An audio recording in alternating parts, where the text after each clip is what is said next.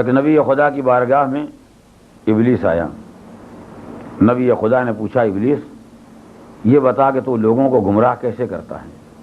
سر ایک طرف تو ہے جس کا کام ہے گمراہ کرنا، ایک طرف ہم سب ہیں جن کا کام ہے لوگوں کو ہدایت دینا، سیدھے راستے پر لے آنا. ہماری ایک طویل فہرست ہے 1,24,000 کی مثلاً، لیکن اتنی کوشش کرنے کے بعد دن بھر رات بھر سفر حضر ہر طرح کی پریشانی، کسی کے حصے میں 10 آئے، کسی کے حصے میں 20 آئے، کسی کے حصے میں 100 آئے، اور ایک تو اکیلا ہے جس کی فوجوں کا کوئی شمار ہی نہیں، اس کے ساتھیوں کا کوئی حساب ہی نہیں ہے. آخر بات کیا ہے کہ تو اتنی جلدی کامیاب ہو جاتا ہے اور ہم لوگوں کی مہم کامیاب نہیں ہوتی؟ ظاہر ہے کہ بات بہت کھلی ہوئی ہے کہ جو ہمارا آپ کا مقابلہ چل رہا ہے تو وہ کون سا مقابلہ کرنے والا احمق ہوگا جو اپنی ترکیب دشمن کو بتا دے گا. آپ کا کام ہے ہدایت کرنا، ہمارا کام ہے گمراہ کرنا. نہ آپ اپنی ترکیب ہم کو بتائیں گے، نہ ہم اپنی ترکیب آپ کو بتائیں گے. مقابلے کی شان یہی ہے، اپنے اپنے حساب میں لگے رہیں، اپنا اپنا کام کرتے رہیں. کوئی نہ کوئی تو کامیاب ہوگا، یا آپ کامیاب ہوں گے یا ہم کامیاب ہوں گے. کرنی آخر یہ معلوم ہو جائے کہ آخر تو اتنی جلدی کامیاب کیسے ہو جاتا ہے اور ہماری مہم کامیاب کیوں نہیں ہوتی. اس نے کہا مجھے بتانا تو نہیں چاہیے، لیکن میں اس لیے بتا دیتا ہوں کہ میرے بتا دینے کے بعد بھی میرا کچھ بگڑ نہیں سکتا ہے. جو میرے ہیں وہ ٹوٹ نہیں سکتے ہیں،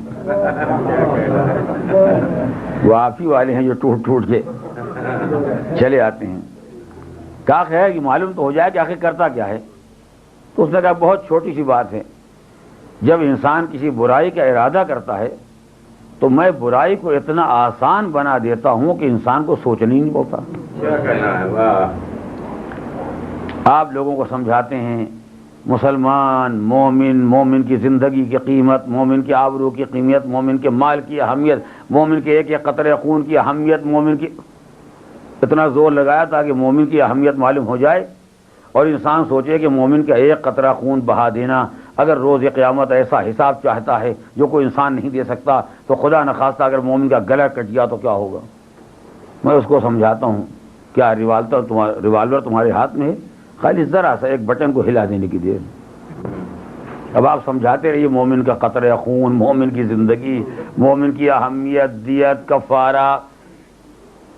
میں نے کہا کوئی کام ہی نہیں، کون سا بڑا کام ہے. مرد ہو کے، ہمت والا ہو کے، قوت بازو رکھنے والا ایک انگلی نہیں ہلا سکتا ہے. اور دیکھو یہ کیا کہہ رہا تم کو، تمہیں تو معلوم نہیں اس نے کیا کیا تمہیں کہا ہے. اب اتنا تیار کر دیا کہ بالآخر انگلی کو جنبش ہو ہی گئی. آپ کی برس کی ساری محنت ایک طرف اور میرا ایک اشارہ ایک طرف. میں نے فقط یہ توجہ دلا دی کہ یہ کام کوئی بڑا کام نہیں. یہ کون سا بڑا کام ہے؟ نامحرم سامنے جا رہا ہے، آنکھ کھولنے میں کیا تکلیف ہے؟ کون سی قیامت آ جائے گی؟ اور آنکھ تو کھلی ہے، بند کرنے کی کیا ضرورت ہے جو خدا نے آنکھ دی ہے. اگر بند کرنا ہی ہوتا پہلے سے اندھا بنایا ہوتا. خدا نے آنکھ دی، اس کو کوئی مصرف ہونا چاہیے، مصرف ہے. میں نے سمجھا دیا اور سب کی سمجھ میں آ گیا. اب آپ سمجھاتے رہے حیا، شرم، غیرت، عزت، عفت، آبرو، کون سمجھے گا؟